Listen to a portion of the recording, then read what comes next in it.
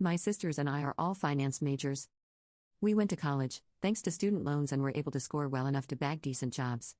I work in marketing and advertising, but I really want to build something of my own, and I didn't want a bad relationship with my sister-in-law, which is why I didn't speak up about Olivia before Harry and I got married. I hoped that she would accept me eventually, but it didn't happen.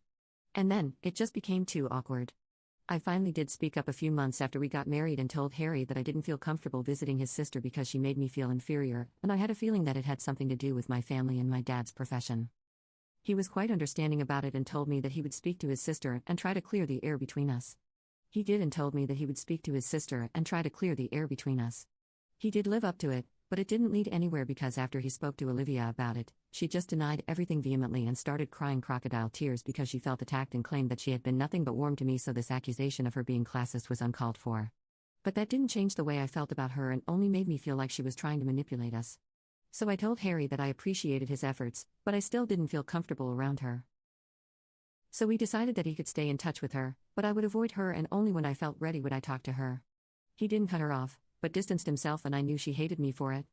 Now that we were married, I didn't have much of a choice when it came to her and had to make my peace with it. Olivia and I would meet at family get-togethers, but we wouldn't see each other otherwise, and we were both fine with that arrangement for a while. However, a few days ago she texted me around noon that she was celebrating her 50th birthday and she wanted me to be present a few hours before the party was supposed to begin because she wanted to mend things. She told me that I had been right about her and she had kind of been horrible to me in the past, so she wanted to make up to me for it. I agreed to it and showed up early because I was really happy since I felt like she was finally coming around and accepting me as her family. But that turned out to be a bust because as soon as I got there, she told me to go wait in the kitchen for a while. It was confusing, but I did it, and a little while later, she came into the kitchen herself and introduced me as her housemaid to the waitstaff who were there for the party.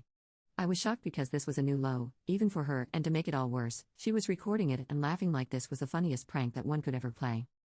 Everybody else was also quite uncomfortable, and I was so humiliated that I started crying.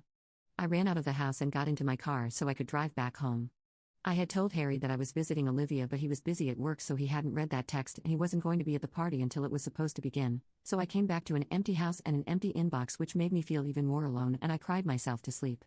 I woke up a couple of hours later and Harry was finally home by then. He was sitting beside me on the bed, furiously typing on his phone, and when I asked him why he wasn't at the party, he turned his phone towards me and showed me a video that his sister had posted. It was the video that she had recorded and had captioned it as a prank that went wrong. She cut the video off right before I started crying, so it didn't look as bad. But she still posted only to humiliate me, and I started crying once again.